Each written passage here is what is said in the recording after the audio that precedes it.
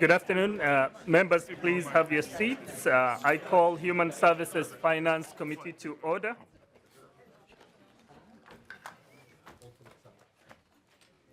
Okay, thank you. We have a quorum present, and I just wanted to begin with the approval of minutes for April 9, 2024. Vice Chair Bana. I would be delighted to approve the minute or move the minutes for April 9th, 2024. Vice Chair Bana moves the approval of minutes of April 9, 2024. Any discussion? Seeing none, all those in favor, please say aye. Aye. Opposed? The minutes for April 9, 2024 are now adopted. With that, we do have a few bills, and the first bill is my bill, House File 4360. I move House File 4360, and I'll be switching the chairs with Vice Chairman.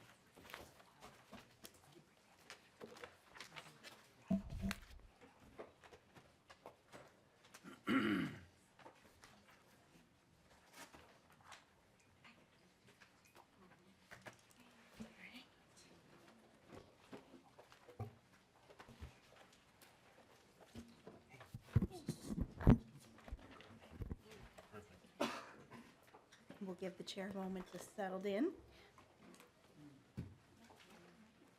All right. All right, and we have some more folks who have joined us. So then we're going to start with House File, 4360. Chair Noor, would you like to move your bill? Thank you, Madam Chair. As I moved already the bill, I do have a DE1 for the bill, Madam Chair. All right. And would you like us to speak to that first, or would you like us to adopt it and then speak to the bill as a whole? This DE1 puts the bill in the shape that I want for the bill, so I think we can have the conversation on the DE1 with the adoption of the bill completely. Perfect. We will move the chair moves the DE1 to put the bill in the shape he would like it. All those in favor, please say aye. Aye. Opposed? No. Okay. The ayes have it. Mr. Chair, the bill is now in the shape you would like it. If you'd like to go ahead and speak to your bill. Thank you, Madam Chair and members. I think we need to have a little bit of a background of how the case management really works.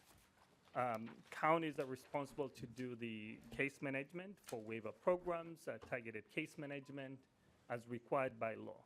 However, this bill requires that if a county provides case management under contracts, that means they're providing case management through external entities. This will now require them, as they all do, a competitive RFP process for transparency purposes, for making sure that we do have qualified individuals who are able to provide the case management on behalf of the counties. Some of the counties, they don't use any contracted case management, but there are few who use contracted case management.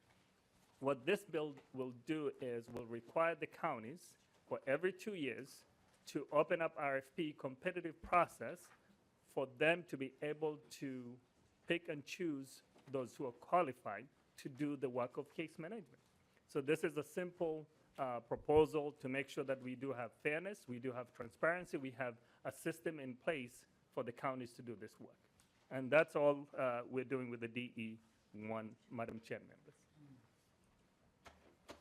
All right.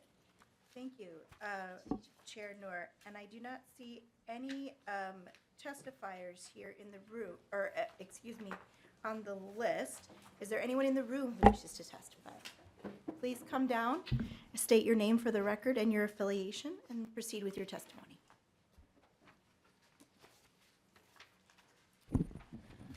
Thank you, Madam Chair, committee members, Chair Noor. My name is Matt Freeman. I am the Executive Director for the Minnesota Association of County Social Service Administrators. I want to thank Chair Noor for bringing attention to targeted case management, known as TCM, where we provide person-centered support to individuals across medical, social, educational, financial, vocational, and other services. When we talk about TCM broadly, we're referring to mental health, children, vulnerable adults, individuals with disabilities, and nearly every population served by human service programs. First, I'd like to offer the context that we are in, I think, our 9th working year on redesign of targeted case management rate setting and the reimbursement methodology. And we're working hard with DHS trying to fix our TCM policies. And it's critical to ensure that we're able to continue federal Medicaid reimbursements for this work, and appreciate the chair's attention to this work as we go forward. It relies on SSIS and other technology systems as the backbone of our ability to draw down these services. This particular bill would say that if counties currently uses contracted case management services, there must be a competitive bid process. Counties have a couple of concerns about the bill as amended, and a couple of unanswered questions. First, we know there will be a county cost from a staffing and process perspective on conducting this process every 2 years. Unfortunately, this bill doesn't currently contemplate that cost for counties. In addition, expansion of this bill includes child protection, targeted case management, and other non-voluntary services, which we think are different in dynamics. For example, we have counties that contract with other counties to provide this work, and this may require them to externally contract for that. There are additional legal obligations and liabilities that come with some of those non-voluntary services. Counties agree there's a need to ensure accountability for designing culturally responsive target case management services, are not confident that necessarily this language gets us there. Instead, counties would like to see a focus on additional state support for bringing new providers on board and helping them with licensure, which often takes a lot of work. And all across Minnesota, we know that we don't have the providers needed to reflect all of the needs of our community, especially in greater Minnesota. So we are committed to working with Chair Noor on this language to mitigate increased costs, ensure policy goals are met to adequately have culturally specific TCM services, and provide state-level accountability and work on our culturally appropriate providers. Thank you very much, and happy to take any questions. Thank you. Thank you, Mr. Freeman, and I apologize if we didn't get you on the list. All right, fantastic. Is there anyone else from the audience who wishes to testify? All right, hearing none, we will move to discussion on the bill. And it looks like we have Representative Baker up first. Thank you, Madam Chair. Chair Noor, and I don't know if this is maybe a county question or not, you know, roughly what is the percentage now of counties that are utilizing this case management third party? I guess I'd like to have that if Matt wants to come forward maybe to that. And again, I think at the end, this is making it harder. It's another step our counties have to take to do, I think, what they're already doing. But maybe I'll just back up a little bit. And is this half our counties, Mr. Freeman? I think it, Mr. Chair, or Ms. Chair and Representative Baker, we have varying degrees of contracting for case management, very much depending on the particular type of case management. So again, whether it's mental health, whether it's targeted case management for child welfare in different areas, I think when we did our contracted targeted case management analysis 2 years ago, there were 55 counties that had some level of contracted targeted case management that varies significantly based on the county size and which service. But I think broadly there are 55 counties, I believe, that would intersect with that, but DHS may have more updated numbers too. And that's close enough, Madam Chair. That's close enough. I guess I'm just, it's more than half, and it's a good number of them. And maybe to the author of the bill, what's kind of driving this extra transparency? Has there been examples of something that's really fallen through the cracks? Maybe just help us understand why we are having our counties do more with really not reimbursing them, but what are we missing? What's driving this? Mr. Chair? Madam Chair, Representative Beck, I think that's the key question. If it's a contract, that means they're negotiated with two parties, the county and the entity that is doing the work. And for the counties, I think more about how are those contracts awarded. Who is really making sure that the process is, clear? Right now, there's no clear process. You can give any person, we can talk about with the counties who's doing the work. And some of the counties have not implemented more culturally appropriate services for folks who are being served. So this creates a process whereby it's clear that if you're going to use outside contract, you have to do an RFP. But if we're going to say you don't have to do an RFP, we're actually shifting the work that the county is supposed to do to an outside entity with no accountability. So if we want to hold people accountable in the process, then we do have to have the guardrails in the process that we're talking about right now. If we're willing to do that work, I think this is a clear process for the counties to follow. And if we don't give them guidance, then we're failing our duties as a state legislators. Madam Chair,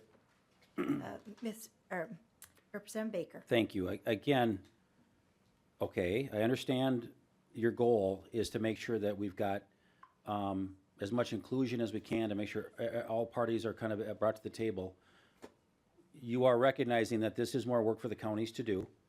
And why did you pick the 2-year, maybe not a 5-year, or some kind of a longer process to start a little slower than this? This is 2 years, as we all know, as representative, 2 years. This comes around pretty quick. Why 2 years, and your thoughts? Mr. Chair. Madam Chair, members, I'm open to that conversation. I've not heard from a single county about why they will, how they want to operate this process. None of the counties have reached out to me completely. This bill has been out there. We went through the policy. Now it's in the finance. I've not heard from a single county of any concerns with the 2 years. If there are concerns with the 2 years, I'm more open. In fact, some of the counties may have continuous contractual agreements saying they will review it and then to be able to approve it, because it's up to the county commissioners to be able to continue that work as based on some of the work that they do.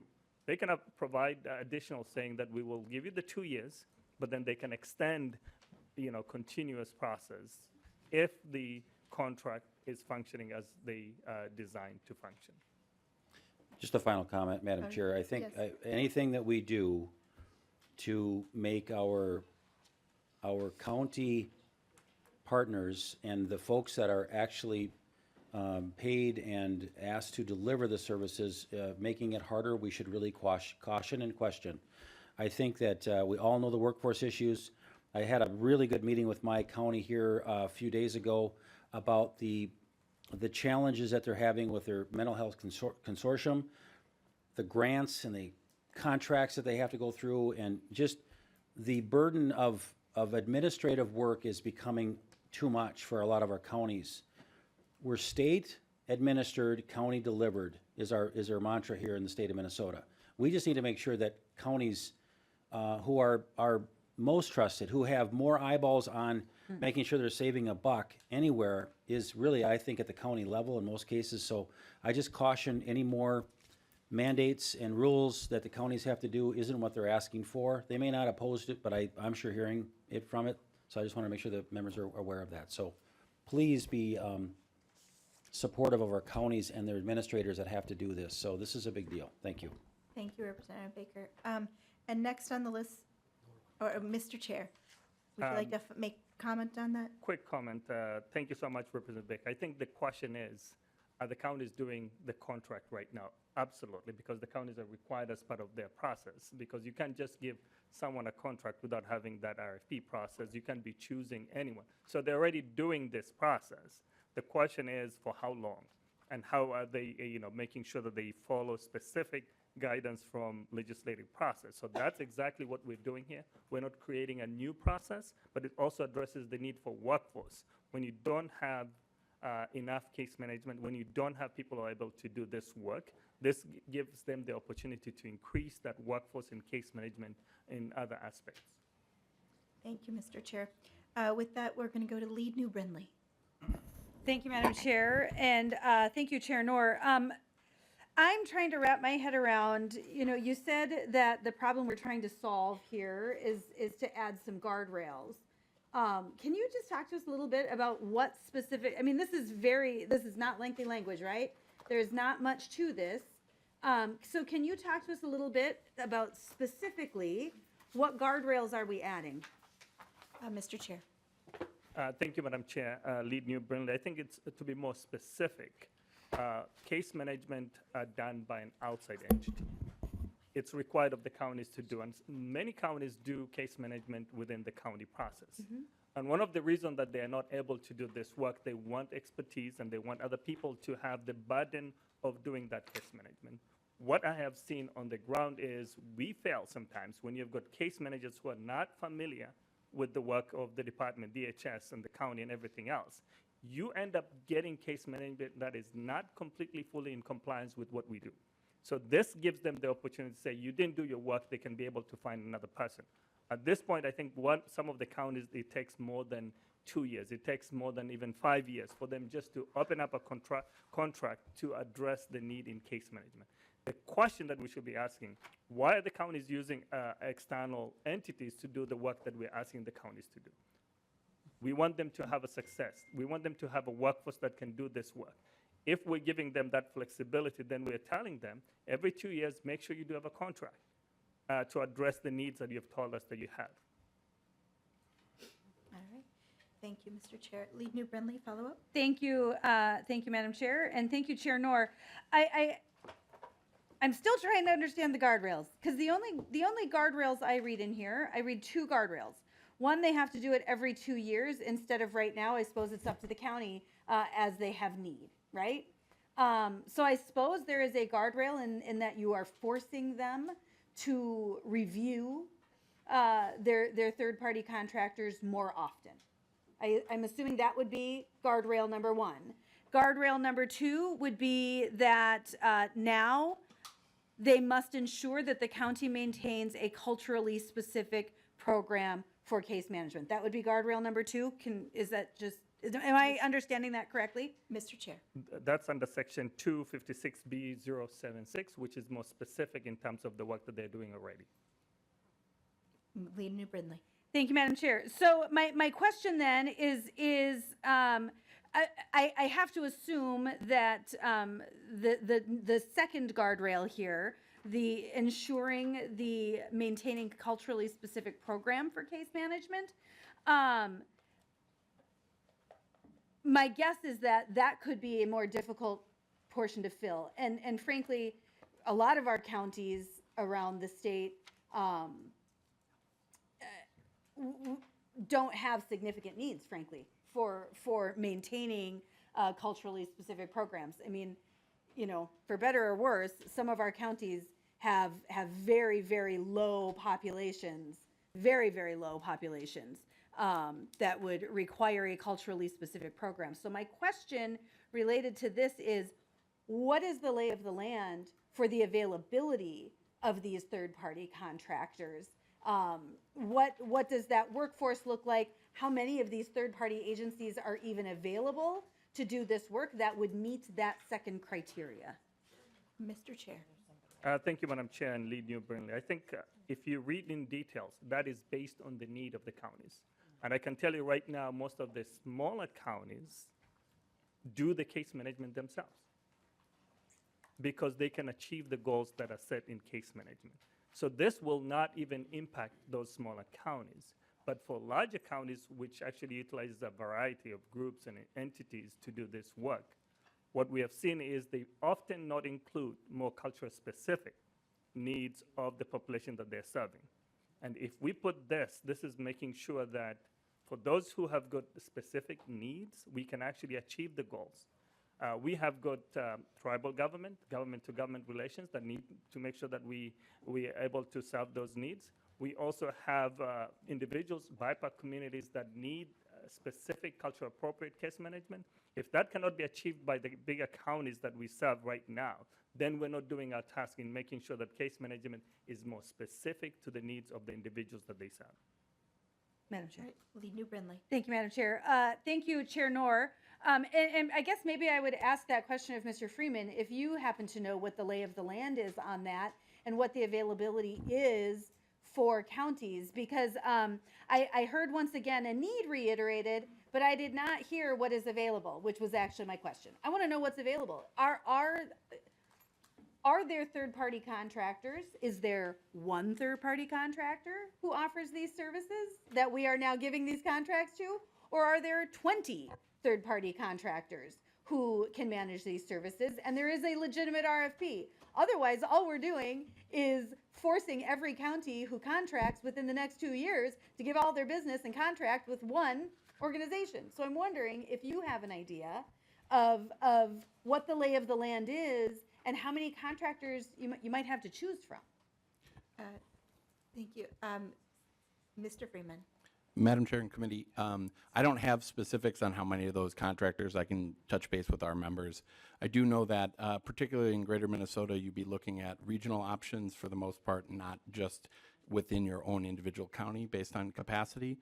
Many of our counties that do contracted targeted case management do it for the sole reason that Chair Noor has pointed out, to find case managers that are culturally aware and have relationships in the community and can better meet specific communities' needs. So that's part of the goal of that, and I believe that particularly in the metro, there are a variety of contracted case management options. I can't speak to the specifics of it, but I can check in with members and get back to you. Madam Chair.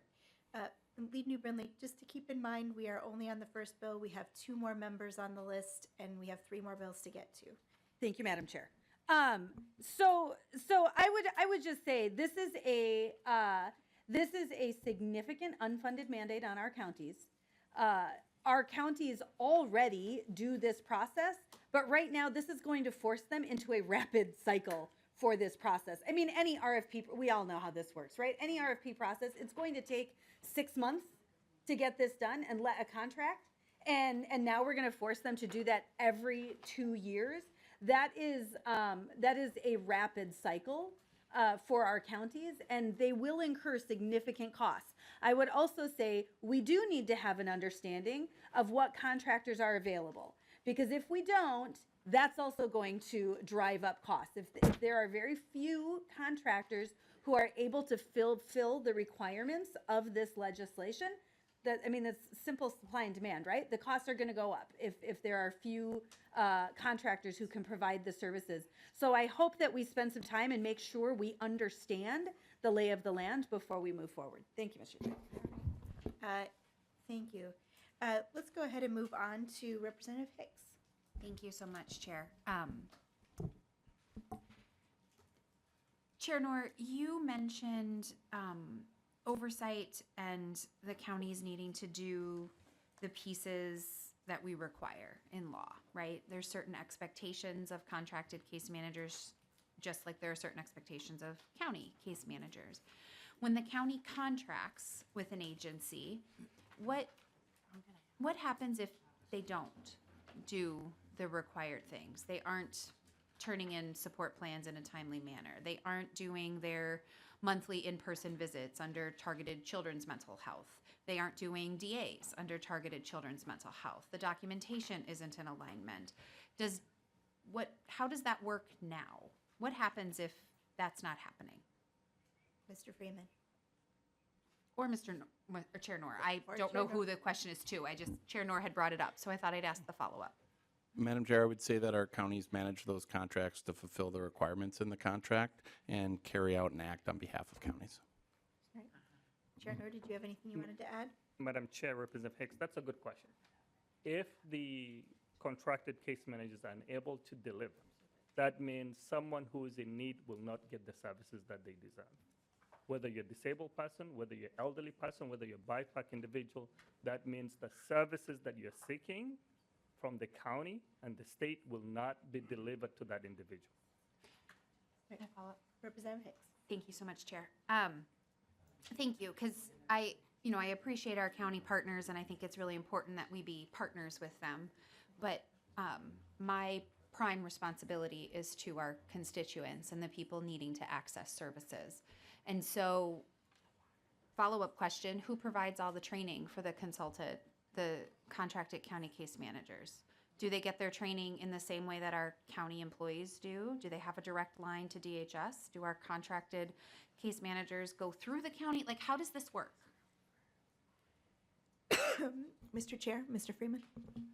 I'm probably out of my depth on the details of how we're training our contracted case managers. I do know that the requirements to carry out the duties do include some of those trainings and some of those training requirements that DHS provides, but I would maybe defer to DHS to speak to how they're interacting with contracted versus county case managers. Thank you. I know we're in a rush, so we can talk offline, but I think, it's important that we don't overshadow the needs of people accessing services because of that it's hard. There's a lot of things that are hard. But at the end of the day, making sure that people who need access to targeted case management is priority one, even if sometimes how we get there is hard. So, thank you, Chair Noor. Thank you, Representative Hitz. Representative Zalesnikar. Thank you, Chair, and Representative Noor. My question is, there's 87 counties, and I'm concerned on how we're going to have effectiveness when we remove and don't have that local control. We have county boards, we have county administrators, we have the goal to have localized government. 87 counties have different needs. You said the small counties do the work themselves, so if this is an issue in the large county, I'm wondering why the county doesn't make an initiative at a county level specific to that county. We're implementing something, it sounds like to me, a one shoe fits all feet when it's not an issue. We're creating an issue that doesn't exist in 87 counties after I've listened to this. So I'm wondering your thought process on that, because if this is isolated to a few large counties, I'm wondering what your thought process and why that can't be handled at a local county level. Why we're increasing our responsibilities as an umbrella as elected officials at the state. Mr. Chair. Madam Chair, Representative Snicker, I think this is not creating more work for those counties that are not doing contracted case management. If a county right now is doing their service, this section of the law will not have an impact on them. But if they're going to be using, under contract case management, then this will apply. And the good question that you asked, why can the counties do, this work themselves? That's a question for the counties to answer. Why can they not have county employees who are well qualified, well trained to be able to do this type of work? Nobody has said no to that. If you ask me, I'd rather have a county employee do some of this work that is necessary, because they do have access to the system, they do have access to the department. Right now, if you're a contracted case manager, you may not have access to all the resources that are required for you to do case management. So we're trying to make sure that, yes, if there are counties that are doing right now the services, nothing will change. Thank you, Mr. Chair. Any follow-up, Representative Zalesnikar? Yes, Chair, and my follow-up question would just be that, I guess I would say that we have a workforce shortage, sit on that committee too. So it appears to me that the counties are likely in a contract position because they have to be creative. And so taking tools out of the toolbox is not a good idea, in my opinion. We need to allow people to have as many tools in the toolbox to allow the services to be provided to the constituents that live in all these counties.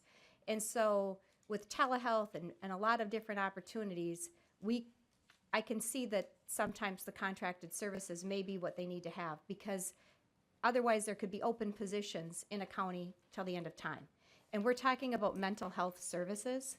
So I think having the flexibility and letting the counties determine that at a local level is really important. I think we're in a situation of overreach, and we have an abundance of issues right now, but having things happen at a local level, Lake County knows Lake County the best, St. Louis County knows St. Louis County the best, Hennepin County knows Hennepin County the best, Stearns County, it goes on and on. I think we need to really rethink this, and 2 years is going to be a tremendous burden. Every 2 years to do this process, I've been involved with RFPs with the counties. It's a labor-intensive process when we're trying to have more time with clients, more time with the people that we're serving in need. So I hope you would be open to rethinking that piece, because it will be cumbersome at a time when they don't have SSIS, they don't have a systemized way to do things as it is. So we're adding more work for them, and we're taking away nothing. And we're not even giving them the tools to do their job at the county level. And so if we want to be more efficient, we've got to get some of the basics done first before we keep adding on more mandates to the people that are doing the work. Thank you. All right. Chair Noor, we do not have anyone else on the list, so why don't I give it to you for final comments? and then we'll go ahead and take action. Thank you, Madam Chair and members. I think I'm committed to working with the counties and figure out what is the best for them to do. And in fact, we're also going to be doing the targeted case management redesign as we're having conversation as part of this process. With that, I would like to renew my motion that House File 4360 as amended to be laid over, Madam Chair. All right, thank you. We will go ahead then, thank you. We will lay over House File 4360 as amended. All right, let's move on to the next. Chair Noor, we have House File 5329. Would you like to move your bill? Thank you, Madam Chair and members. This is something that I think is important to all of us. We have talked about the issues that we're facing with substance use disorder and so many lives being lost. In fact, in Hennepin County, it's always one person per day. If you look at the count of number of people that we losing to opioid, and Chair Baker's, Representative Baker's always reminded us of why we need to be more cognizant of this. So this creates a pilot program that will address the needs of youth. As we have seen children as young as 10 years old, or even younger than that, especially in middle school and high school who have lost their lives. We have seen how this has devastated the youth. We've always talked about the adults. So this is a pilot program so that we can work with the county and their partners to do a pilot project that will provide peer recovery support services to the youth and between age 13 to 18 years of age. That's what we have before us, Madam Chair. Thank you, Mr. Chair. We do not have any amendments on this bill, and I believe the intent is to lay this bill over. With that, we'll move to discussion. Representative Baker. Thank you, and thanks for the bill. You, especially in Hennepin County, have a huge issue with this. I've worked with a number of agencies down there too. My question might be, I know we don't have a fiscal note on this right now. I know it's coming. Like so many others, they're so behind on this, but I know this is important. My question to you, Chair Noor, is, Hennepin County, I think, last time I checked, is receiving about $42 million from the settlement funds from pharmaceutical companies and distributors. This pilot project is a good idea. I just wonder, has that conversation happened that they could use those monies towards this? Just because of our completely unrealistic constraints that we have with budgeting here in this committee this year. Has that been approached and looked into with our good people in Hennepin County actually working on this issue that I've worked with? Is that an area we can work on with Hennepin County with the settlement dollars? Mr. Chair. Madam Chair, Representative Beck, I think, yes, we have got different avenues, including the ORAC funds that we have to make sure that we can support this type of work. So this is more aligned with the work that you've been doing, and we wanted to make sure that we bring this forward, and so that we have that legislative requirement for them to send us the report back so we can react to what has happened in terms of providing peer support. And likewise, I think when we're talking about recovery community organizations, they will be able to see this in a different perspective. So we want to make sure that that is captured under the state statute. And Madam Chair, Representative just Baker. final comment. And again, just again, for the new members and folks that weren't involved in the whole settlement dollars coming in, I know we talked about it just briefly last week. $500 million is coming into Minnesota over the next 16 years. It's not all here at one time. It's not like it's a ton of money when you look at the long-range plan. But cities of over 20,000 population, along with every single county, received 75% of the funds coming to Minnesota. I just want to make sure that we know that there's been a lot of money that we've all worked hard to get here. Doesn't always have to come through our pot of money here. There's a lot of money sitting there with our larger cities, Brooklyn Center, the other ones that are doing this. So I'm not saying we don't have a place here. I'm just saying when our budgets are super tight, we've got money out there too. So I hope that we are looking at our communities to see where they can help us as well. So that was my only comment. Thank you. All right, thank you. Representative Carly Katiza-Wattoon. Thank you, Madam Chair, and thank you, Chair Noor, for bringing this proposal forward.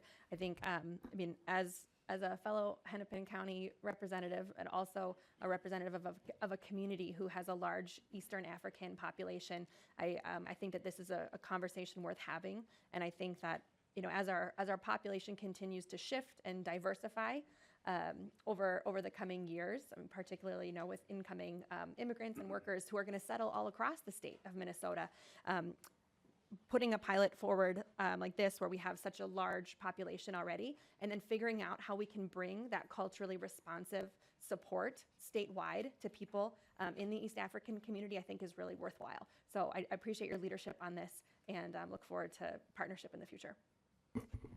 Thank you, Representative Katiza-Wattoon. And finally, Lead New Brindley. Thank you, Madam Chair, and thank you, Chair Noor. My question is, we've obviously been having a lot of conversations about peer recovery supports more broadly, because we've seen that actually needs to be tightened up. This does not offer any of that kind of language. What's your intention with that? Mr. Chair. Thank you, Madam Chair and members. I think we don't have any peer recovery right now that is more designed for the teenagers that I talked about from age 13 to 18. So this will give us an opportunity to understand their needs and how we can be able to provide peer recovery. In fact, I do have a testifier who wanted to testify on this and how this has impacted him. So I think hearing from him will be beneficial. Thank you, Mr. Chair. And is that testifier here today? We did not have anyone on the list. Very good. Well, then, at this time, and my apologies, Representative New Brindley, we'll come back to you if you have any follow-up, and then we'll follow with the testifier.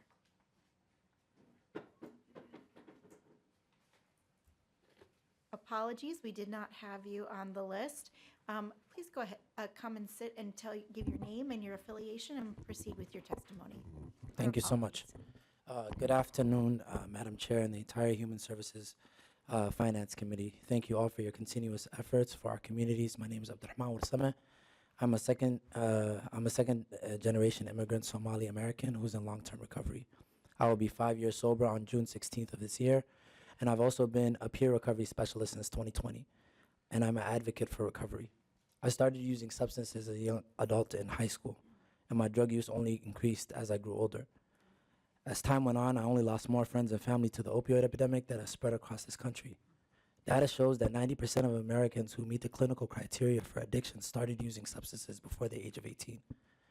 Recent data from the Monitoring of the Future survey shows that the percentage of adolescents reporting that they have used any illicit substances in 2023 continued to hold steady below the pre-pandemic levels reported in 2020, with a 10.9% of 8th graders, 19.8% of 10th graders, and a 31.2% of 12th graders reporting any illicit drug use in the past year.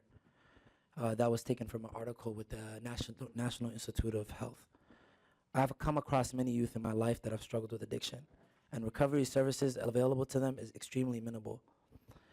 Most times, treatment services are what most adolescent clients use, often lasting 3 to 6 months at best. But recovery is a lifetime commitment. You take it day by day. Peer recovery support services is a proven method to help individuals stay sober in a time when support is needed most. Data shows that 95% of people relapse within their first year of recovery. Did you know that someone is 300 times more likely to overdose if they use illicit substances, especially fentanyl, after completing treatment? And with that question in mind, I urge you to consider supporting Representative Noor on this important bill to support our youth. Thank you. Thank you for being here, and thank you for sharing your story. I think it takes a lot of courage to come before the legislature and share something so personal. So I really appreciate it. Thank you for being here. And with that, since it seems that our list is failing us a bit today, I'll just make one more request. Is there anyone else in the audience who would like to testify that was not on our list? All right. Okay. Hearing none, we will go back to discussion. Representative Brindley, did you have a follow-up? Thank you, Madam Chair. And I apologize, I missed your name to the testifier, but congratulations on 5 years. Thank you. I feel like you're young enough that 5 years, you're going to do really well. Thank So you. I sincerely, frankly, in the last 2 years, I've lost both of my brothers to I'm so substance sorry. use. And I'm so proud of you and excited for your future. Thank That said, I would continue to ask the question. I know that we can always find ways to spend money legislatively. It's just not always the right answer. And in this particular situation, we do have significant resources available for exactly this kind of project outside of the legislature. And right now, everything we spend legislatively only adds to our problem down the line, a problem we already know exists.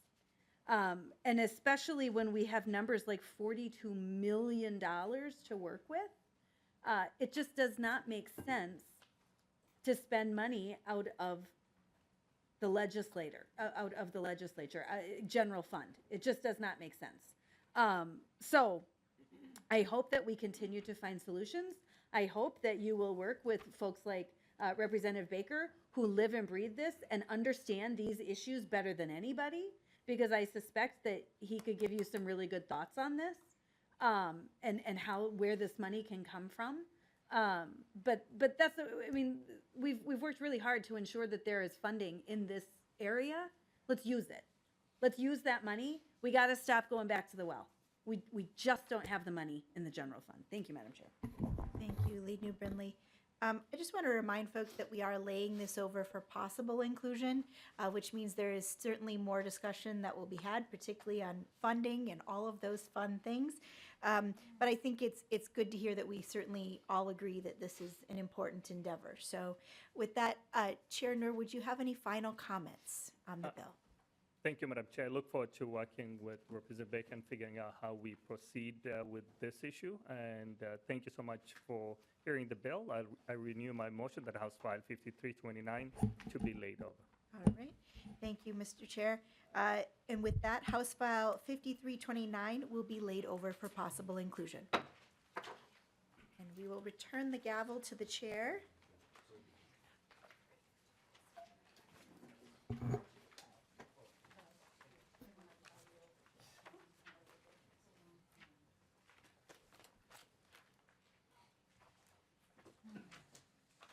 The next bill that we have on the agenda is House File 5200.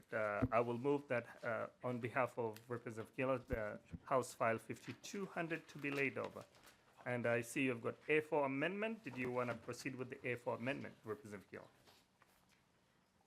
Thank you, Chair and members. The DE amendment adds kind of a significant component to it. Is there a way that we could talk about the bill maybe as it is first before we amend it? Yes, please proceed.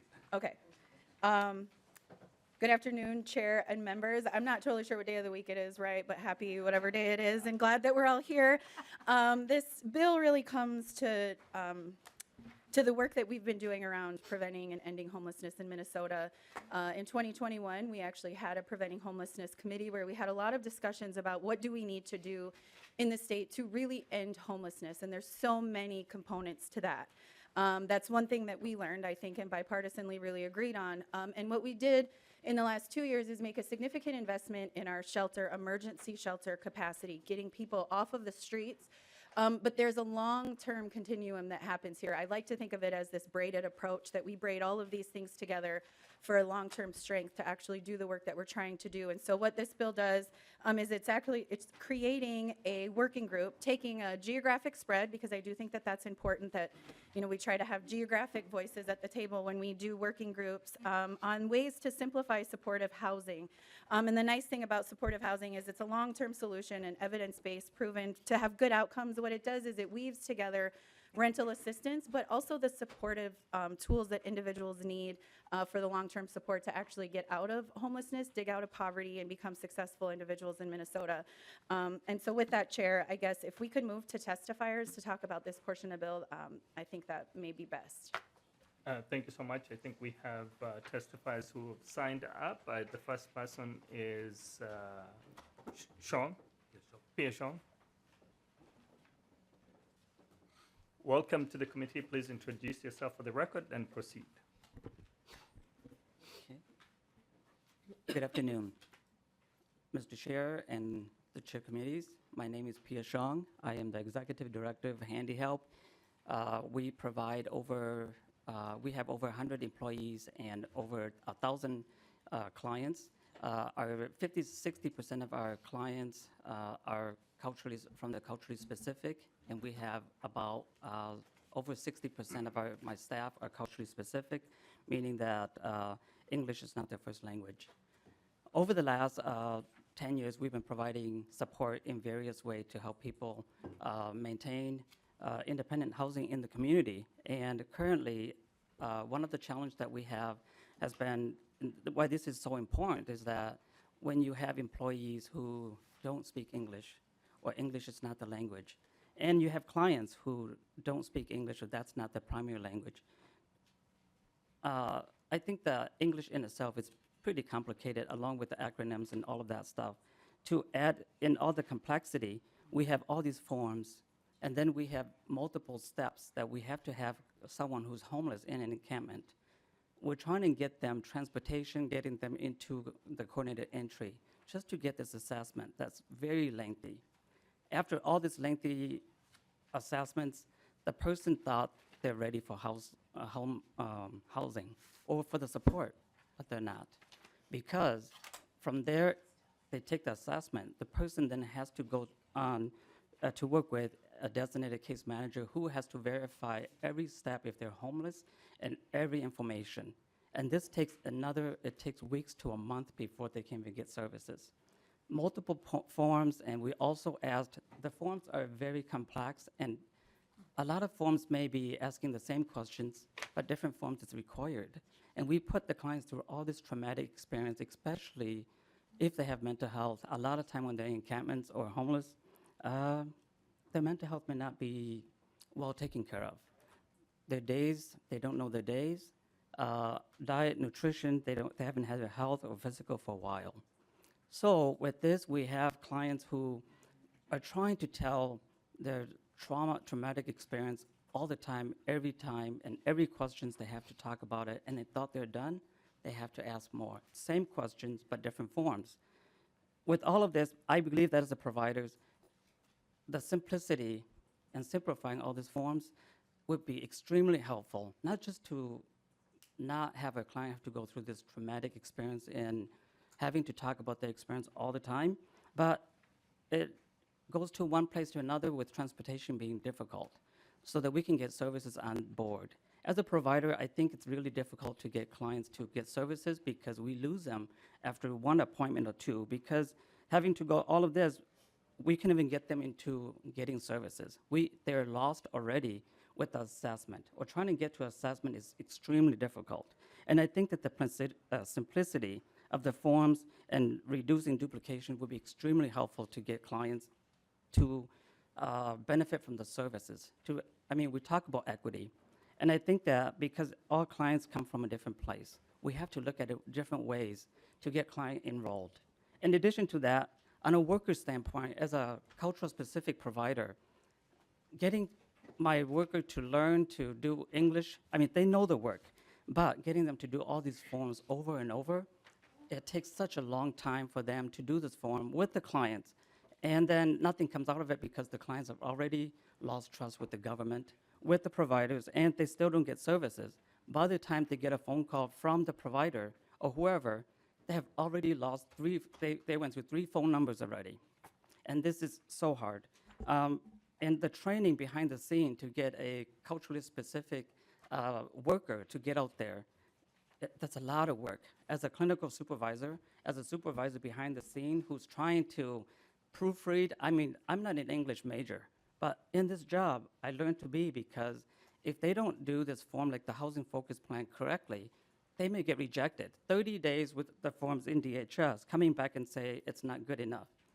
I think that there's a lot of forms that have not been updated with DHS, and I know we mean well. We want to work together so that the form reflects the real time, because right now, getting a PSN, it's extremely difficult. Doctors are exhausted, professionals they don't have capacity. So when our workers trying to send this PSN for someone to sign, it takes forever, and it sits forever, and they don't get that. On top of just getting certification like a PSN or medical opinion, there are 3 different ways to verify disabilities. You may get a mental health professional to sign off, but then they can't get a medical doctor to sign on the medical opinion form. And all of this, again, it's a way to discriminate people who do not have to get on system. And I think that's why we have so many clients who are in encampment, because getting services is extremely hard.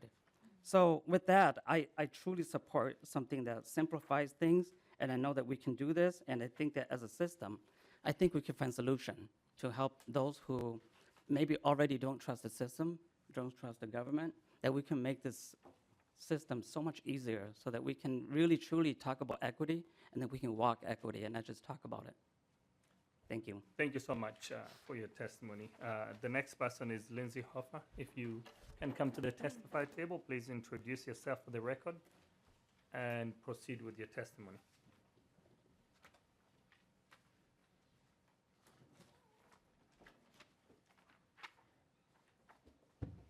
Chair Noor, Vice Chair Bonner, and committee members, my name is Lindsay Hofer. I am the Program Director at the Minnesota Assistance Council for Veterans, MACV. We are a statewide 501c3 nonprofit with the mission to end veteran homelessness in Minnesota.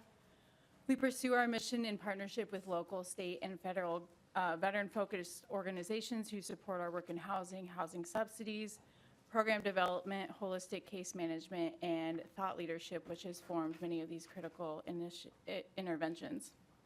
I will be part of the work group this bill aims to establish. While MACV and our partners have made incredible progress towards our goal of ending veteran homelessness, we have also seen how the administrative complexities of the social service system can delay or prevent our veterans from accessing housing. To mitigate this gap, MACV launched a documentation specialist program in August of 2023. This program offers transportation coordination and technical assistance to veterans needing vital documents for services, employment, and housing. While this program has already proved successful in reducing the time a veteran is experiencing homelessness, our one FTE is not enough to solve this broad issue that affects all Minnesota veterans experiencing homelessness. We believe establishing this work group will be a great step forward in easing the bureaucratic burdens of our unhoused neighbors, including the 248 veterans experiencing homelessness in our state today. Thank you for your support of this initiative, and Representative Keeler, thank you for authoring this bill. Thank you so much for your testimony. Do we have anyone in the public who wants to testify on this bill? Seeing none, back to you, Representative Gill. Did you want to move the amendment now? Thanks, Chair. Could we have member discussion? I feel like the amendment is doing a lot of things that I don't want to take away from having the conversation about creating the workforce and the importance of that. If there's any member discussion, I think I want to be able to say that this is absolutely a work in progress. You know, I'm a bill author that's still looking at amendments and what the agency sent over, and still trying to work to make this right. So it is a work in progress, but absolutely, if we could have that conversation, I think that would be great in this moment. Lead New Brinley. Thank you, Mr. Chair. And first, Representative Keeler, I want to thank you for reaching out to me outside of committee. And, you know, as I said, she approached me and said, I want to talk to you about making you hate this less. And I said, I actually don't hate it. So it was a good start. It was a good start. And in fact, you know, to the first testifier, I would say I really appreciate the things he had to say. And, you know, one of the things we talked about, I think, extensively in that committee is how complicated it is. These lengthy assessments, it's time-consuming case management. And I thought, boy, wouldn't it be interesting if we as legislators could figure out how to help government function in a way that it actually serves people, and we don't have to pay probably billions of dollars in case management if we actually simplified government so that it actually just worked for people. That would be remarkable. And I think that's your goal. I think that's your goal, is to simplify this process so that it actually works for people. And so just right off the bat, I want to say I actually really appreciate that goal for this bill. And like I said, the amount of money we spend in case management, just helping people navigate a complicated system, is sort of obscene. And so if we can simplify that and try to start minimizing those costs so that those dollars can actually go towards helping people in more tangible ways, I think that's a benefit. I think that's the benefit to certainly the folks who need the help. It's a benefit to the state, and it's a benefit to taxpayers. I think that is win-win-win. So I really appreciate that. And I also appreciate the fact that this is a work in progress. I think it is interesting that in the amendment, which we will discuss, that one of the nonprofits is switched out for the Minnesota Assistance Council for Veterans, which actually I think it's important to have MACV involved in the conversation because, of course, veterans are a unique group in that there are a lot of other resources available to veterans that have really helped to largely solve the homelessness problem among veterans. So it makes sense to have that voice at the table. I think that is also really important. So that's whether the switch is good or not, I'm not going to comment on that. But to have veterans groups who understand this issue at the table, I think is really important. Some things that we talked about that I do think are important to think through is, does it make sense in this language to specifically delineate exactly which nonprofit organizations are going to have a seat at the table? I'm not sure that that's the best way to do this. I also think that sometimes in an effort to make things appear nonpartisan, we explicitly make them partisan, and I appreciate your concession on this point as well. This bill language would include a member appointed by the Speaker of the House and a member appointed by the Senate Majority Leader, which means that it's entirely possible, not necessarily true, but entirely possible that it would exclusively include one party. And I think that we get better results, and I know that you believe this, when we have different voices at the table and different ways of viewing things, and we're asking different questions. So I think things like that are important as well. Obviously, this is the kind of thing that, once again, we spent $500 million on homelessness last year, in addition to all of the money that was already in homelessness. And this is the kind of thing that I wish we had included in that, because now anything we're spending is adding to our deficit problem. So, I mean, we should look at these numbers and see if they make sense. But we are adding to that problem. We need a broader coalition. The other piece I would ask you to consider is, I've authored legislation for the last, I think, 4 years now, modeled after our workforce legislation, so that we can start to get a handle on, this is such a complex area. And, we were just kind of offline saying, well, how much money did we spend last year? Well, it's complicated because it's all very interconnected, right? In lots of different areas. And so we need to start getting a handle on where the money is going, what populations are being served, what aspect of homelessness are they addressing, and what are their success rates?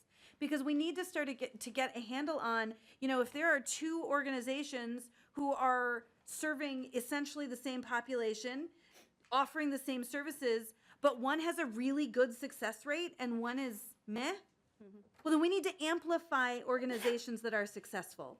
So we need to start gathering that data and understanding what is happening in this space now. Because the one thing I think we all agreed on in that committee was that, boy, we don't have a handle on this. And we don't know exactly how much money is in homelessness, where it's going, what populations are being served. And so I hope that we will consider some reporting requirements. And like I said, I have legislation modeled after our workforce. We require this of nonprofits who receive workforce funding. We require them to report who they're serving, what are their outcomes, 2 years, 4 years, whatever those specific numbers are. But we require that so that we can know what programs should we be amplifying and what should we maybe consider cutting loose, because they're not the best use of taxpayer dollars. So I apologize for going on. I actually appreciate the intent of this and just hope that we can consider these other things as this is a work in progress. Any other member discussion? Oh, wait, can I reply to that? She just gave me a whole lot, and I don't even get to say anything. I got notes to say back. Your notes are well taken. Thank you, Chair and Representative. I do. Representative Kyo. I do want to highlight the fact that we do really need to look at the forms, you know, like really having a review on that and what state and federal level and how we can reduce that, because I think we all agree getting into the work is actually so much more important than the paperwork part of it. Being efficient and effective is my goal. Coming out of poverty, I feel like I always try to get my pennies to stretch as far as possible with good intention, and that's really what the goal of this work is. I do, if you could see all my colored notes on the things, some of the things that you brought up, you know, when we heard in Children and Family, I think it was earlier this week, another committee language was written like that it's one member from the House, one member from the Senate, and I even brought it up then, and I think Zalesnikar was there, that does not sit ethically well with me, because I do think it brings value to the table when our different philosophies of solution can come together and really work at a long-term goal. So taking that into consideration, and also the named piece of it, I think we have maybe some approaches we can look at from there. Also understanding that we all have players that we really believe are doing a great job in this area, and bringing them together actually gives us the best outcome for the future in Minnesota. So those points are all very well taken. And I think you've given me some other points that I'll utilize to lead into the other part of my amendment. Chair, if there's any other members that want to talk about the first part of the bill. I see no any other member on the list, so with that, I think we should proceed to the A4 amendment. Okay. I move A4 amendment on behalf of Representative Keeler, so please, if you can give us a brief statement on that, and we will go to member discussion. Thank you, Chair and members. So the amendment here, part of what the amendment does is it does take into consideration some of the things we heard from stakeholders and the testifiers today by adding language to include coordinated entry as one of the things this workforce would, or this working group would actually look into. From what it said, maybe even the forms would be another thing to add. But the piece around this that probably has more to discuss is the fact that we're actually adding, we're adding a new department into DHS, and what this does, and Chair Noor, if you want to help me kind of walk through this, but it's creating a lane for a lot of the agency, or a lot of the work that is slated to move over to DCYF, which is the Department of Children, Youth, and Family. A lot of the homelessness work is moving over to that department as it's slated today. There's a group of us who have deeply worked on preventing homelessness, stemming back from the Preventing Homelessness Committee, that really feel strongly that a lot of the homelessness work, back to some of the things, veterans, families with adults, and families or individuals that don't have dependents, that if we move our homelessness efforts to DCYF, there's a concern that those efforts would only be focused on children, youth, and family, and not the entire person or individuals of Minnesota. We also know that the groups and the programs that are staying within DHS align with our homelessness efforts as well. And so it's a fix that we use this bill as the vehicle to add, to have that conversation in an honest, good way, to try to make sure that all of the money we did put into play around homelessness doesn't drop through cracks of moving into a brand new agency, and it's a way that we can continue to stay focused. I do like the idea of some sort of intentional reporting back, and I think adding some sort of department that would oversee homelessness and housing supports only, we could do more reporting, including the where, the who, the why, the uniqueness, and what does success look like, and how do we meet that level of success, and what are our success goals, SWOT analysis, even if that. So I take that feedback really well and would be willing to have more conversations around that. But with that, Mr. Chair, that is the amendment as it is. Thank you. A member discussion. I see Chair Fisher. Thank you, Chair Noor, and thank you, Representative Keeler, for the amount of work you've been doing and leading on these efforts. Very much appreciate the way you engage people across the process. I'm very strongly supportive of what we're looking at here from a variety of areas. You know, I've worked in the homeless youth world since 2007, and so I've seen a lot of things that have come and gone. You know, your first part of the bill is great on simplifying the process out there. What really helps I see in this area here is, you know, bringing in the different groups that you didn't have mentioned in your first one, particularly the coordinated entry part is, I know there's some good things there, but you know, there's some things, particularly from the federal level, that just drives everybody batty, and it's good to make sure that they're part of the process. One of the things too is very important is that seeing that we're wrapping the homeless services and keeping them within this area. And the reason I say that is so often people dealing with homeless issues are dealing with many other issues at the same time that all taken care of in the human services area. We're taking a look at addiction. We're taking a look at the mental health areas. So often we've got people who need support and assistance that are also looking at Medicaid, all these other services that are in. If we're looking at the extension of the 1115 waiver that we've talked about in this committee, once again, that's getting to people who are precariously housed. I just see us having a lot of sense wrapping these duties all together in one area. And what is really good is that we're putting this into statute. Right now, you know, the council is out there that the governor had originally established a number of years ago. And I think that as a state, if we feel it's very important, we should be putting this into statute so that it doesn't rely on the whim of a governor at any one period of time, and that we put it in and give it the resources to make sure that we're focusing in and wrapping in all the other parties that need to be part of it. I think that is where we start really breaking it down. We've seen that work well with the in the veterans issue, where they brought people together and worked really well. We've made great progresses by looping in the other services when we're looking at SUD, how people discharge from there, mental health. It just makes sense to further refine those connections by bringing it all together into one office. So thank you for your work. I know you'll continue working on this. Any other member discussion? Lead New Brinley. Thank you, Mr. Chair. And thank you, Representative Fisher, for your comments as well. And Representative Keeler. And actually, it is interesting, and I think it is good to add the coordinated entry piece. I mean, I can remember in committee hearing just a strange number of folks coming out of prisons in Clay County. Like, just some really random, odd numbers that really do need to be part of that conversation. I think that's very interesting. I don't know why that sticks in my head from years ago. I mean, it will come as no surprise to anybody that I would have pretty significant concern, particularly at this late hour. I think I completely understand the need to figure out jurisdiction here. Especially with the new agency to figure out jurisdiction of where this will be held, and I think that's legitimate and that should be figured out. I would hope that some of that could be done more amicably behind the scenes rather than requiring a new office and new assistant commissioner. I certainly this is a big deal to create a new office and to add an assistant commissioner and additional staff, and we all know that this is going to grow. This is a really significant thing we're doing here, and I'm a little concerned about the late hour of this coming forward. And I mean, obviously, I presumably there will be a fiscal note on this, but this is going to have pretty significant costs moving forward that won't go away. And that we're going to have to figure out how to pay for in deficit years. So that would be a pretty big red flag for us. Thank you, Mr. Chair. Representative Kill. Yeah, thank you, Chair.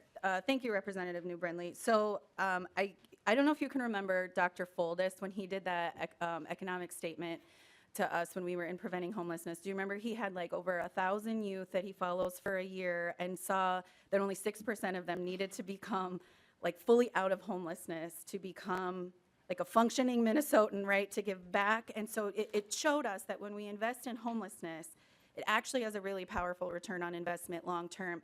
And I'll tell you, I can't sit here and say I'm a champion for homelessness and not try to do everything, even if it's at the last minute. There is genuine concern in my mind, and I think in others, and it's just a shot that I have to actually follow through with the commitment that we will do absolutely everything we can to make homelessness a priority and not allow it to just fall in all of these silos and all the spaces that we know homelessness reaches across the state. And so, again, absolutely a work in progress, not great on timing, but also more concerns have come up in the last couple weeks as we've seen the governor's package come out and show where kind of some of that money follows. And we need to make sure that we support adults without children, seniors, veterans, all of Minnesota when it comes to it. So honestly, happy to have more conversations around it.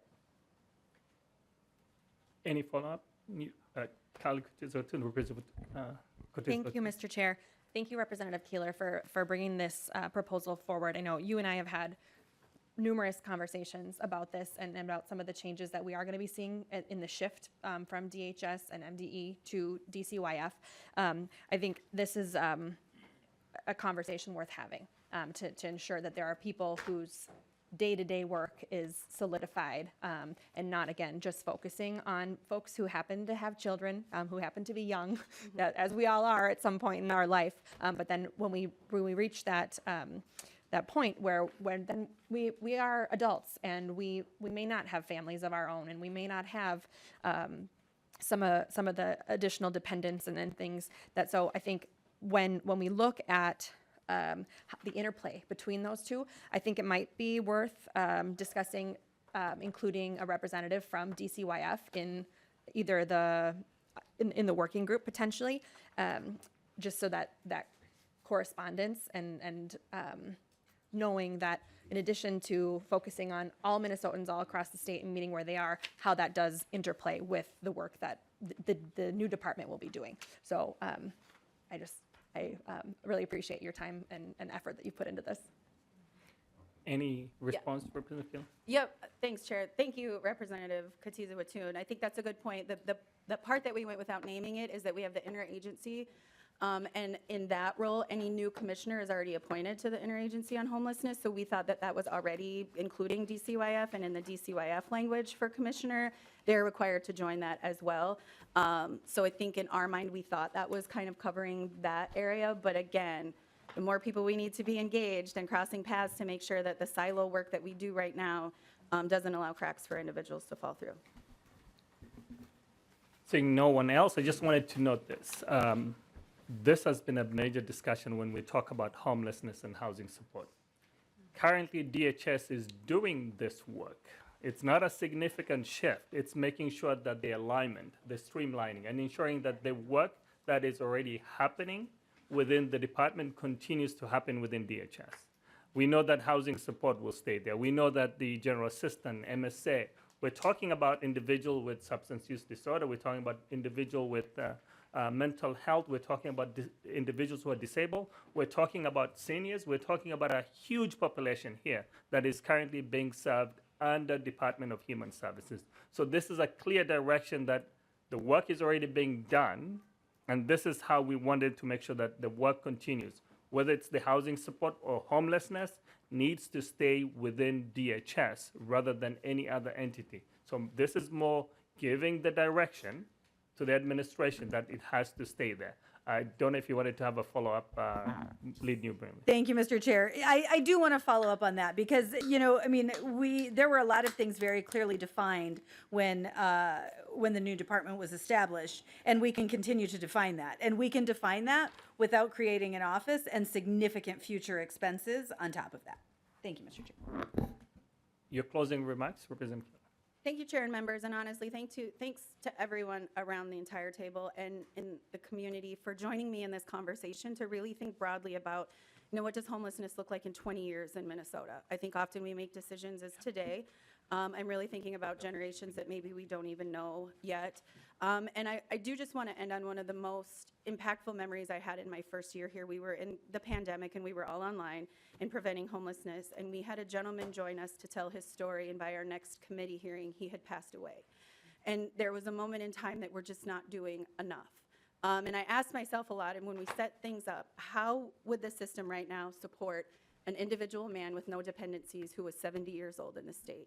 And I think that's the story that resonates to me, to make sure that those are the people that we just continue to care about in this work and that we do. And we don't get it right all the time, but this is just a genuine effort to try to understand that moving forward. So thank you all for your time and your efforts to end homelessness. Thank you so much. With that, I just wanted to ask all those in favor of A for amendment, please say aye. Aye. Opposed? No. No. The amendment prevails. With that, I wanted to renew Representative Keeler's motion that House File 5200 as amended to be laid over. So the bill is laid over. Thank you so much. The next bill we have before us is House File 4190. Representative Baker, welcome to your committee. Please introduce the bill and proceed with your testimony. Thank you, Mr. Chair and members. In front of you today is our final bill, House File 4190. We had a very good conversation about this in Chair Fisher's committee. Again, this is I will call it this year now, the aspirational bill of really trying to do some things financially for folks that are working every single day to try to help people with substance use disorder. And I'll have Mr. Zerbis come on down because I want to get right over to our expert here. But I just want to make sure that this was our early session aspirational list of what we really needed to do. There's been you'll hear about a rate study today. There's a lot of ideas in here to how we're going to keep helping people get their lives back. We can't do it all this year, we know that, but this is also coming back to the reality of we thought we had a bit of this fixed at the end of last year in conference committee when we had a small improvement for the reimbursements for our staffing out there that are helping people. That got stripped out last year, so this is an important part of it. I'll let Mr. Zerbis, Mr. Chair, kind of carry on the actually the parts of the bill, and then we'll wrap it up at the end. So thank you. Thank you so much, Mr. We do have one Zerbis. testifier. Welcome to the committee. Please introduce yourself and proceed. Right. Thank you, Mr. Chair, committee members. My name is Brian Zerbis. I'm the Executive Director of MARCH, the Minnesota Association of Resources for Recovery and Chemical Health. We're a statewide trade association for substance disorder programs and professionals.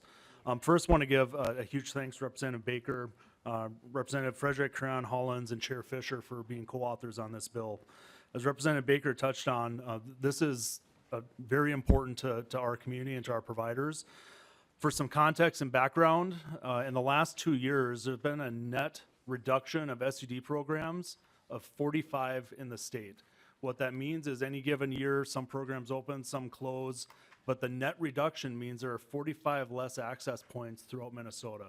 And when you look at where those programs are closing, the 7-county metro area compared to greater Minnesota, a little over 40% of all of those closures are happening in greater Minnesota, in 80 of our counties.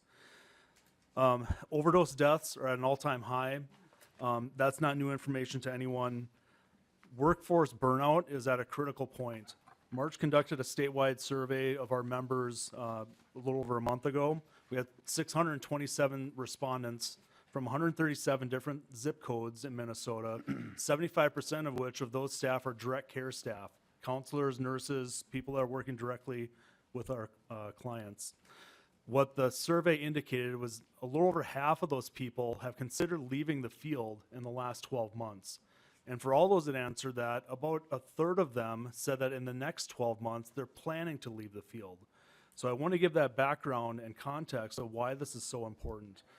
Touching on some of the pieces in House File 4190, these proposals were developed by addiction treatment professionals. 240 of our members from around the state last fall kind of came up with a lot of ideas of what would have an impact.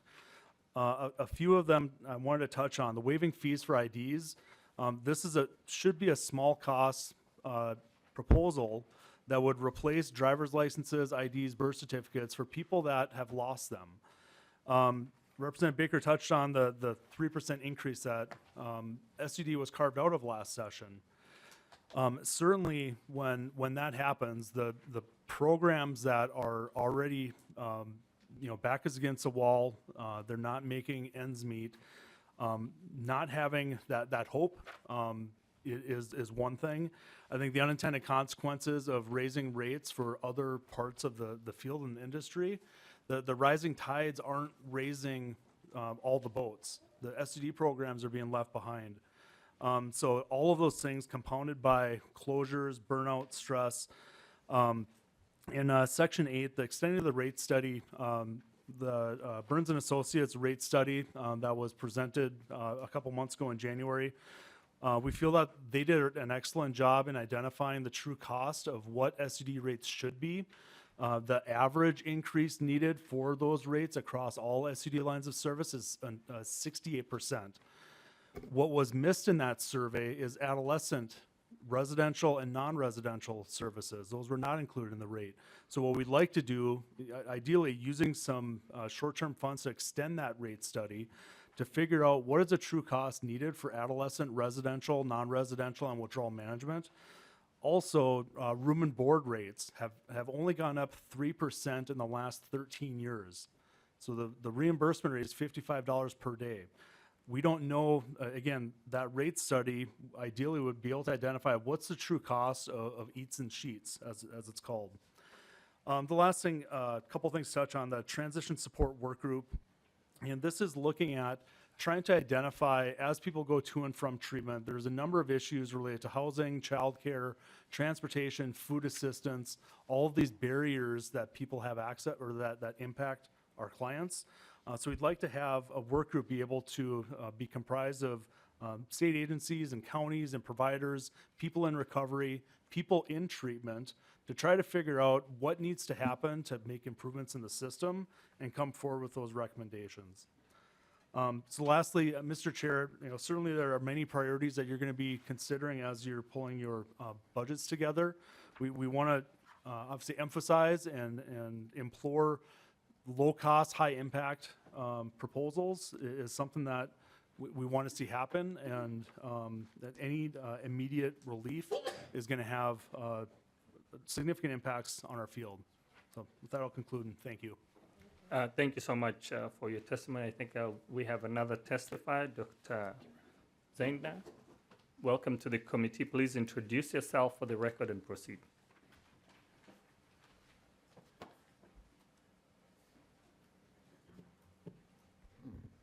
Thank you, Mr. Chairman, members of the committee. Thank you for allowing me to testify today. My name is Dr. Lou Zeitner, and I'm the CEO of Meridian Behavioral Health, a Minnesota-based program of SUD treatments throughout the state. We have 11 residential-based treatment programs with about 650 beds from East Grand Forks to Owatonna. We employ 635 dedicated clinicians focused on the care of 7,000 patients each year. We represent more Medicaid beds than any other provider in Minnesota. While many, including our major hospital systems, have shifted their focus away from mental health and addictions care and toward better reimbursed care, we have stayed true to our mission of treating those most in need with the fewest resources. I have spent the last 43 years of my career focused on ensuring high-quality mental health and addiction care is available to all, regardless of financial resources. But we are in a time of extreme crisis. While the needs of the community continue to rise and clinical needs of our patients continue to intensify, the levels of reimbursement have remained stagnant. We have been holding our breath, waiting for the legislature to focus on payment rates for SUD residential care for a long time. We have told our banks and creditors rate increases are coming. We have told our employees the same thing. In the meantime, adjacent states have increased their reimbursement rates for Medicaid SUD care, while Minnesota's rates have remained stagnant. In communities like Moorhead and East Grand Forks, North Dakota programs are pulling our best staff because they are paying 15 to 20% more than we can afford to pay. As our labor costs continue to escalate, along with insurance and other operating costs, we can no longer survive without Medicaid reimbursement increases. We appreciate the complexities of balancing the many needs that you meet with limited resources, but we may not be able to survive until it's our turn for relief. Many programs have already closed because of the financial struggles. I am here to plead with you to find a way to follow the guidance of the DHS Commission rate study that highlighted the specific financial challenges of residential care and provide relief to organizations like ours that are working to support the people of our state struggling with SUD. Thank you for your time today. Thank you, Dr. Zainda, for your testimony. And do we have any other person in the public who wants to testify on this bill? Seeing none, member discussions. I have Representative Keeler. Thank you, Chair. Thank you, Representative, for doing this, and also thanks for the shout out to Moorhead and the honest struggles that we have. 20%. Right? Is that being up against North Dakota? Give me a service and they're doing it, right? But this one is so critical, and there is like a $4 to $5 difference an hour. Like, of course, anybody's going across my river to go work in the other state, and so. When we invest in things like this, I appreciate that, because as a border city, it keeps our Minnesota workers in Minnesota doing work, because we can't blame them for going out of state to do work when it's a $5 an hour difference. And so I just want to say thank you for your continued work on this, and thank you for the consideration around this, and the shout out to Moorhead. Thanks. Lead New Burnley. Thank you, Mr. Chair, and thank you, Representative Baker. And I appreciate your acknowledgement in the very beginning that this is sort of an aspirational bill, right? There's a lot going on here. And yet I feel like there are pieces that don't need to be aspirational.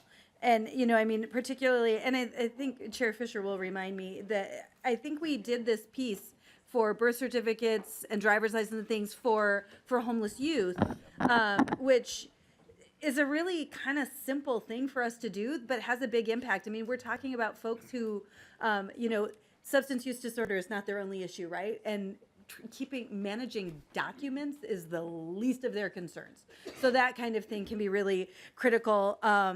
You know, and frankly, even the tax credit for employees, while it's a big number,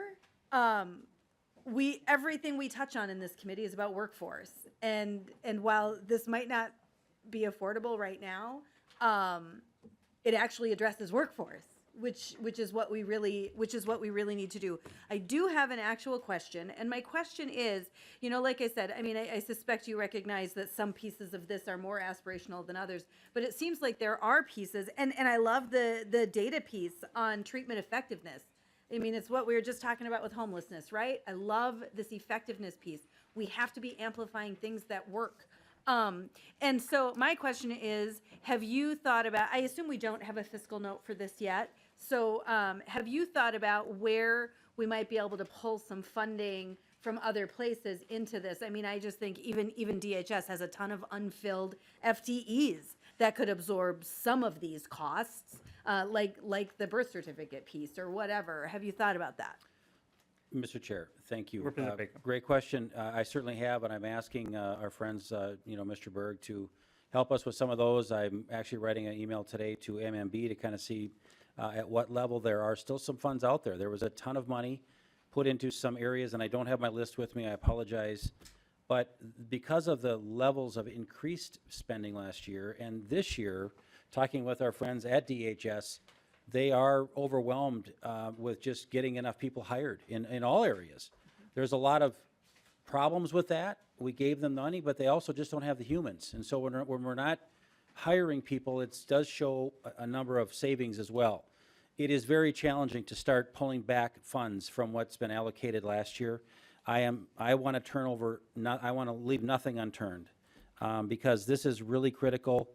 As you just heard, 20%, 15, 20% across the borders. We're Minnesota, we're not North Dakota, and my goodness, it's embarrassing to hear that, but yet Minnesota is trying to do it all in all areas, and that's our problem. We're being buried in overwhelming commitments in the future of so many areas and so many things. We can't focus on the things that really help people get stood up. So those are the reasons why we need to fight hard for this year to find the money somewhere. And I know it's not natural to come back and pull money back. I hope to have a conversation with the Chair of Ways and Means shortly to say what is possible. I know targets and agreed to. I know when the majority kind of gets so set up, it's really hard to change that. Chair Noor needs more money. He needs more money, and it should have came last year. It should have come in a different way. But we need to find a way to do that. I will continue to fight, and I think we'll have those conversations as this bill moves along. I'm looking forward to next week a lot when we start marking these things up so we can start offering some ideas, not just throw problems. Let's find some areas where we really think we can actually make some changes. So I look forward to that next week. Thank you, Mr. Chair. Thank you so much. Representative Zelesnica. Thank you, Chair, and thank you, Representative Baker, for bringing this bill. I've had tremendous feedback from providers and family members on the importance of this and how things are falling through the cracks, and it's only going to continue. So from the analysis I've seen, the wages are very low, and meanwhile, we're talking about raising minimum wage, you know, in other classifications. And so this isn't, and not that those things aren't important, but this is not giving somebody a cone or giving me a coffee through the drive-through. These are like critical services. So when we keep diluting these critical direct caregiving, like in the chemical dependency and assisted livings and nursing homes and all these other care, we're not going to find caregivers to do this critical work. it just dilutes it all. And so we're chasing our tail continually. And so thank you for centering us back on what we need to do and where we need to put our resources to pay people for the shift work, weekends, holidays, the important stuff, and really focus it on the right priorities, which this is one of them, and there's several of them. The homeless issue, this issue, the addictions, nursing homes and assisted livings are under fire. We've listened to direct care and treatment issues. We've got forensic, people waiting in hospitals. This list goes on and on. But essentially, we got to pay our critical caregivers, direct caregivers, and value them. And if we keep diluting their value, we are not going to have a safety net to be able to take care of the most critical people at need. So thank you for bringing this bill and keeping it in front of our minds. Thanks. Well, thank you. I know we've talked about the well being dry, and I'm glad that Representative Baker is looking for other ways for us to get some funding. I'll appreciate that if we could get it. I'm sure we'll do a good, with what we have. So with that, I think I'll give it back to you for closing. Yeah, thank you, Mr. Chair and members. Again, I want to do two things when I wrap this bill up, because I know that next week and others in the closing weeks here, we've got a lot of decisions to make. I can continue to bang the drum of why don't we have money. That's not here today. What's here today is this is an issue that to those people out there sitting around the support groups that are looking at us on the camera right now, I want you to understand we are all fighting to try to find dollars to give you better pay, more support systems, to try to reduce your paperwork, to try to find better processes to not have you work so many long nights and weekends, when we can try to find our policy ways, like Chair Fisher's bill is coming next week. We've got some good things in that bill, and I want to really say this is a very bipartisan issue that we're going to work really hard on, to those folks listening to us. But I really do want to thank Chair Fisher, Representative Frederick, and others. Chair Noor, you've been really great about this whole thing, about including me in all these things. Don't use the word expert around me. I don't deserve that. You do that too much sometimes. And but I'm fighting for the people that have lost loved ones. I'm fighting for this because we really do have people, as the testifier said from Meridian, they are leaving us, not because they don't want to be there, but they literally can't afford to stay there any longer. So let's find ways of getting it. And I need all of your help to do that. It's not just me. I'm in the wrong side of the aisle to do this, but I will count on this because it's bipartisan. So with that, Mr. Chair, I would renew my motion to carry this on to 4192 and possible layover. Thank you so much. The bill is laid over. With that, we don't have further agenda items. Mr. Chair? Yes. Other Ms. side.